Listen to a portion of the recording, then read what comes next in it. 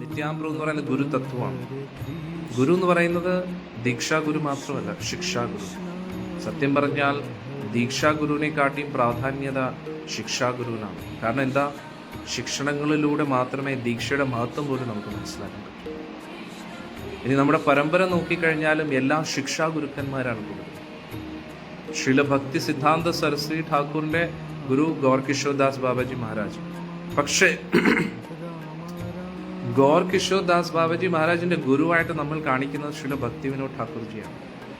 പക്ഷെ ഭക്തി വിനോദ് ഠാക്കൂർജി ഗൗർ കിഷോർദാസ് ബാബാജി മഹാരാജിന് ദീക്ഷ കൊടുത്തിട്ടുണ്ട്. അതാണ് നമ്മൾ മനസ്സിലാക്കുന്നത്. ഇനി ഭക്തി വിനോദ് ഠാക്കൂർജിയുടെ ഗുരുവായിട്ട് നമ്മൾ ഫോട്ടോയിൽ വെക്കുന്ന ജഗന്നാഥ് ദാസ് ബാബാജി മഹാരാജ്. ജഗന്നാഥ് ദാസ് ബാബാജി മഹാരാജ് അല്ല ഭക്തി വിനോദ് ഠാക്കൂർജിക്ക് ദീക്ഷ കൊടുത്തത്. അത് ബിപിൻ ബിഹാരി ഗോസ്വാമി മഹാരാജ്.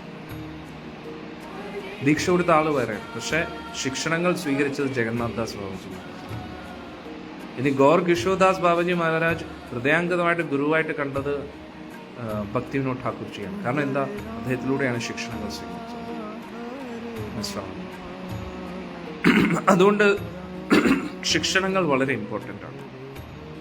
ശിക്ഷണങ്ങളില്ലാതെ ദീക്ഷ മഹത്വം നമുക്ക് മനസ്സിലാക്കാൻ കഴിയും.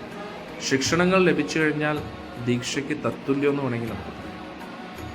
ആ ആധ്യാത്മിക ജ്ഞാനം, അതീന്ദ്രിയ ജ്ഞാനം അത് ലഭിച്ചെങ്കിൽ മാത്രമേ നമുക്ക് ഭക്തിയിൽ പുരോഗമിക്കാൻ കഴിയൂ.